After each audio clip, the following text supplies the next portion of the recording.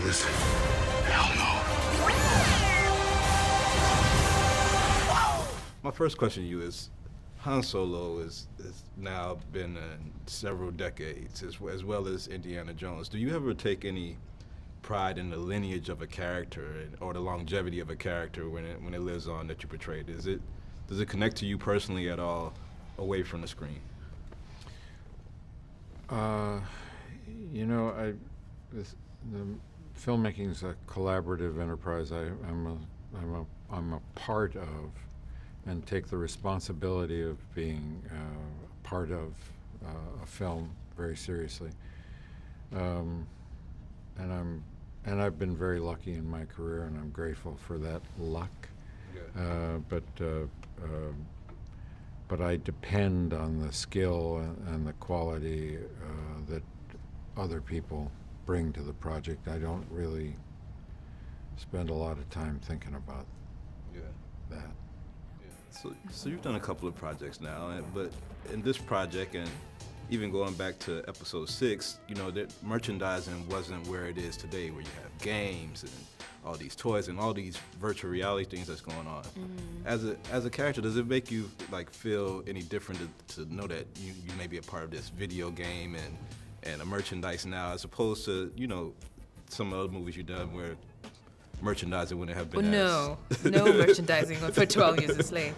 No, I actually hadn't thought about video games and all that. That's exciting. It's exciting to be a part of a film that could have so many, that can live in so many different spaces, for sure. Right. And people, the thing about Star Wars and the fan base that is Star Wars is that the fans really own this film. You know, they live it.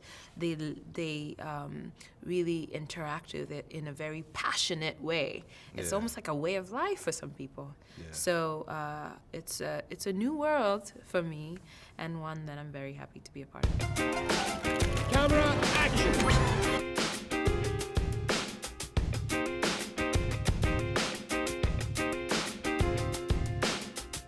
When you look at George Lucas, and I was reading up on Roger Ebert's review of Return of the Jedi, and he's like, he was crazy to think that he could make 9 movies. Like, do you ever go into a project and think that it has that much legs, you know, that it could go?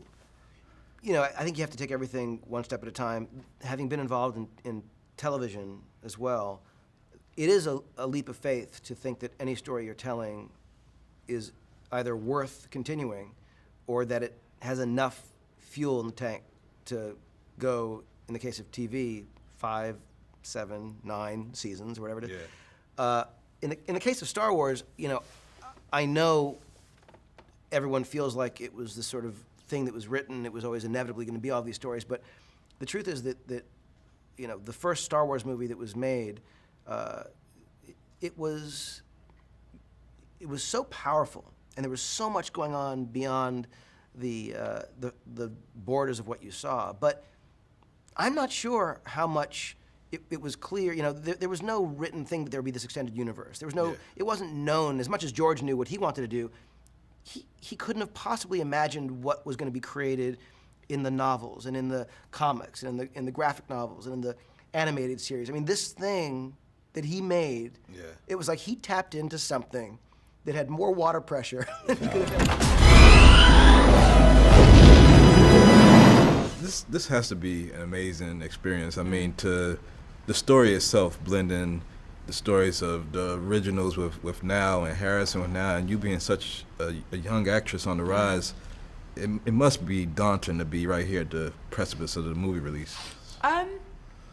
It's only daunting in that I want people to like enjoy my performance. I don't really think about all the other stuff because I have many other people thinking about that stuff. It's been really wonderful because whatever kind of challenges there have been, to experience it with other people, I've never felt alone once, and me and John in particular get on so well. That, like, it's been wonderful to have someone with me the whole time, and it's all like a positive thing. It's just been steeped in positivity and hope and excitement. So to be part of that is thrilling. So I also know that you, and I'm proud that you, a Marine that served our country, and that you served a couple of years in Afghanistan. No, I never went to Afghanistan, but yeah, I was in the military for a few years.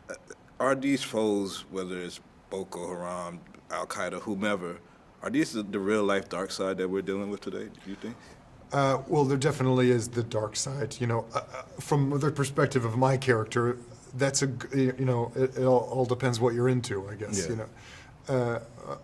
But for sure, I think there's a problem in maybe people thinking that there's a right answer to something, and I would say what makes people dangerous is not so much just being evil for the sake of it, but being right and unwilling to open themselves up to something, to the possibility of being wrong or to anything else. I think that, to me, is dangerous. That's what I associate with maybe evil, because that's unpredictable and wildly unfortunate. Hope is not lost today. We must face them. Fight them. When I seen the first trailer and seeing you in this trailer, Yeah. it was like seeing your team score. It was just like, I mean, I was like, yes! I was like, yeah, he in this movie. I was so happy to see you in this role. I mean, it was really like that for me at that moment. How was the moment for you when you know that you got the role? I know you had to cast for it, but when you finally found out, like, what was your celebration? I mean, what? I was relieved. I was looking forward to getting a good night's sleep where I wasn't contemplating whether my life would change or not, or whether I was going to work on a franchise or go back to doing other things. Yeah.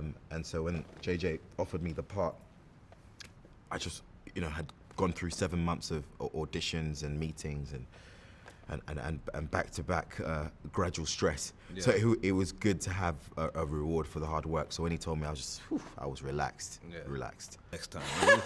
It seems like you're a big star in the big movies. I have been incredibly lucky. Yeah. I never thought that I would be.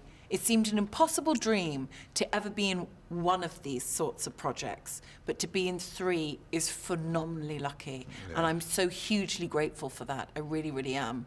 I cannot believe that I have been allowed these opportunities, and I'm so, so grateful. Yeah. What I particularly love, though, is that I've been very lucky with the kind of parts that I'm playing. Yeah. Captain Phasma, I think, is a phenomenal character. Not just because she is Star Wars' first on-screen female villain, but because we're presented with a character that looks incredible, that looks really badass, and also we relate to Captain Phasma because of her actions and her character. Rather than the more conventional way of relating to someone due to the way they have been made flesh, particularly women. Yeah. Kathleen Kennedy asked me if I'd ever Googled female heroines. I said no, and we did it. And I saw a lot of images of conventionally attractive women, often in like a Wonder Woman or figure-hugging outfits, and there just didn't seem to be a lot of diversity there. Yeah. And for me, it's exciting to see a character where that's changed, where that's unconventional, and where I am so honored that people say, my little girl loves dressing up as Captain Phasma, and they say, my little boy loves dressing up as Captain Phasma.